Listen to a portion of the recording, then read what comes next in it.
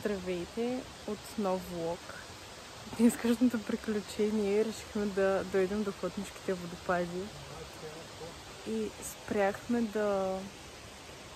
тук до едно като паркинг и пишеше 15 минути да вървим до водопадите и се оказа, че това там е водопада. Ти беше най-бързото пристигане и приключване едновременно. Буквално спряхме и аз викам, леле, това какво е красиво, тук е езерце. И то се оказа, че е водопада.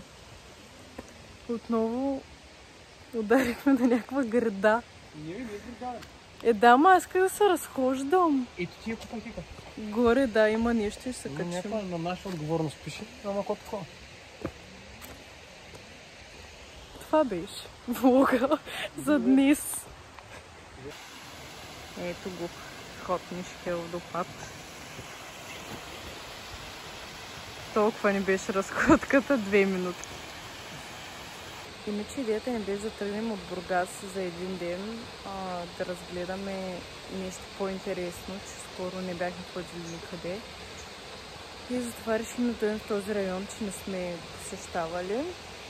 Най-вероятно ние още някъде ще отидем, защото, както ви казах, искахме да се разкарам по някаква екопътека и предположихме, че поне 10-15 минути разходка ще имаме. Но ние не сме предположили правилно.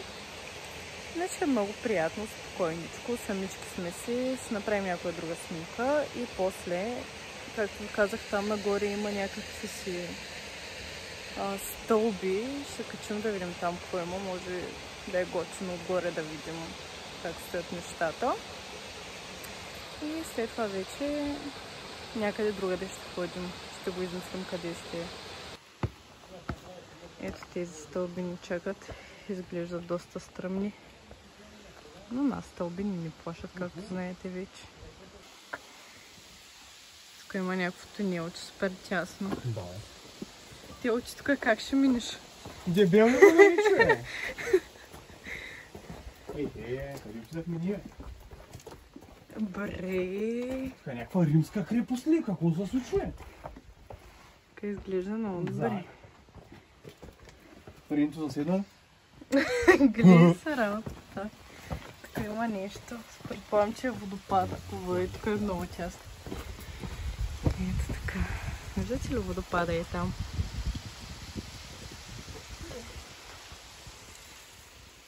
Добре, че съм във форма. Но е супер готино.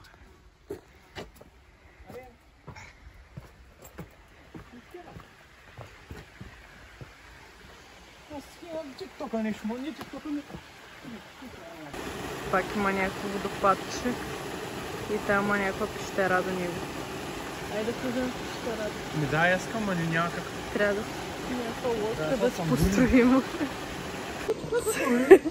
Всъщност установихме. Баща ти отзади се кара. Значи, сега се изплющиш. Така, установихме. Забравих си мисълта сега заради тебе. Какво сме установили? Се карам се едно съм баща ти. Да, това да, ама. Ами, чуй го. О, виж! Виж. Тук има 90 градусова стълба. И сега ще изкачим и ще видим какво ще има там. Сетих се какво ще да казвам. Там, където спирате, всъщност веднага виждате водопада, но все пак си има много приятна екопътека след това. И малко ви се убива кефа, защото такива това ли? Обаче тръгваш по стълбите. Да. И сега даже маят, че аз не снимах, защото наистина е много приятно. Точно наш тип такова екопътечка готина. Да, много е готина. Много Не го пъти така. И пак си има за разходки, пак е много приятно. И сега ще видим това на къде води. Искам да видите колко е чиста водичката. И там има още за пит. И другото, което ни чака, са отново 90 градусови стълби Там има само секунда мост и ще излезем някъде още по-отгоре. Значи искам да ви покажа стълбите, които ни очакват и гледката ми. Ти ще паднеш, наистина спри. Почваме сега да изкачваме пак. Знахме, че трябва и да ги слизаме тия стълби. И после пак ще трябва да ги качиш. И после пак трябва да ги... Качването е лесно, ама слизането малко тегавко. След че стигнахме крайната точка. Туто... Там долу е реката, тук вече сме на някой върх. Алпинизъм, показвам. Пред има пътечка и там. И така шука. Ама не знам дали ще ходим на там, защото вече не е обезопасено и е малко страшно, да ви кажа, мен леко ме е страх. Защото тук хлъзнеш ли са долу в реката. Тя продължи напред, обаче аз малко вестибуларния ми не е много добре развит и от високо ми става малко страшно и не се да свят. И реших да го изчакам като пенсионерките тук на едно камъче. И филмирам в момента, че може да има змии. То може, но все пак не трябва да ми го казва. И всяко полъхване се чува такова, се едно нещо минава. И аз вече вкарвам филма веднага. Но общо взето беше приятно. Свърши екопътеката. Аз нататък няма да ходя, както да кажа, защото ме е страх. Те са супер тесни пътечки. И долу... Говорим по локи-токито. И долу е стръмно наистина и не е за мен това. Аз така по-лекички ме харесва да се вървя. Ехо, чуваш ли ме? Досадника. Проведохме набързо един разговор. Появява се нещо като екопътека между другото, тук пак с някакви дъски. Чухте го. Обаче аз май няма да рискувам. Той май не ме чува. Ама говори от тук, че не те чувам. Те го продължи напред. Чувате го от локи-токито. Продължи напред и ми каза, че има още малко дъски и малко продължава екопътеката, но не се заслужава особено, защото вървиш така отстрани на скалите и отдолу се вижда реката, както си е тук. Макар че аз тук в момента не я виждам, защото виждам само храсти. Но се беше приятна, само така да малко да сменя. Беше приятна и много е по времето. Чувам някакви звуци изотзад. И вкарвам веднага филма, че има нещо зад мен. Като просто е вятъра, който мести клоните. И да, после ще видим къде ще ходим. Имаме още времето е 3 без 15. Не скоро не мислим да се тръгваме.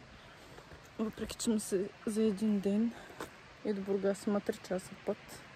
Но не е само днес, така че трябва да видим възможно най-много места. И да, ще се включа вече на следващата ни локация, която изобщо не знам коя ще е. Имало манастир наблизо, може да видим някой манастир. И така, виждате ми приятната пъпка на бузата. Те го чувам, че идва. Така че спирам да слизаме надолу, което смятам, че е по-страшното. И ще се включа по-късно. Слязохме, доста бързо се чуха нещата. И вече сме до колата. Там ни е колата. Чакай си, ето там. Ето тук е водопада. Затова ви говорих, че е супер малко. Но когато вече се продължите нагоре по стълбичките, става готина екопътека. Приятно, на чист въздух, на свежичко. да ви подишат дробовете и искам да ви дам съвет на хората, които тренират. Не идвайте тук, ако имате мускулна треска, защото аз съм в момента и на горна, и на долна част. А ви трябват много ръцете, за да се държите. По някой път направо само на ръцете се разчитате на някакви такива по-хлъзгави места. И е много трудно. Направо чувствам, че всичко ми се разкърсваше отгоре с мускулната треска, затова съвет. Да, ако идвате, да преди това да не сте тренирали.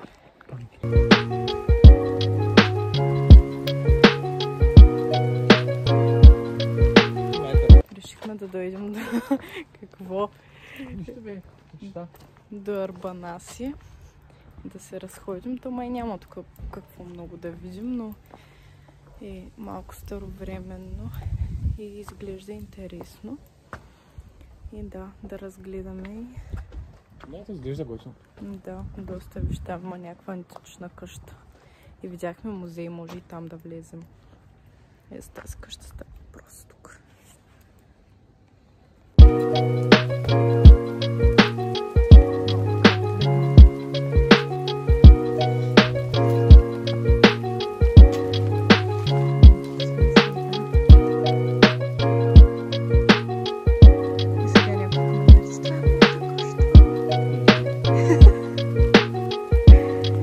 Изглежда супер уютно това местенце. Направо се го представям зимата, като има сняг. И да си на топличко, и да си четеш книга, и да гледаш как пада снега, и да се виждат всички къщи.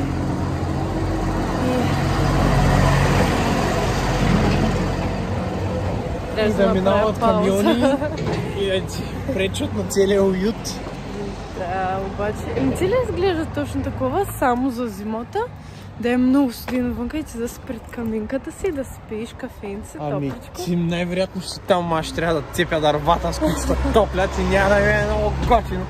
Ама ще ги цепя, какво правя, нали? Съм мъжле. Да, точно такова изглежда. Много приятно. Много ми харесва местенцето. Ама ако живееш тук, според мен ще е много скучно. Само за малкичко. Искахме да влезем в музея. А машиничката затвори точно когато минавахме оттам и викаме, няма да сме тия гадните клиенти да я връщаме. Ама имаше още 5 минути преди да заключи. Ама да, заключи по-рано. Да, се тръгна по-рано. Да, заключи по-рано. И сега ще ходим на най-механа да ядем или не. Гладен Не ли си? знам, чудя се. Съм решил да си кажа, може. Поканиха на една механичка, ама... Когато поканиха, то си беше викач такъв. Да, викач беше. Покани се на човека. Да, нормално. И ще го решим. Ако ли не, тръгваме вече. Нашето приключение. Да, ще приключи.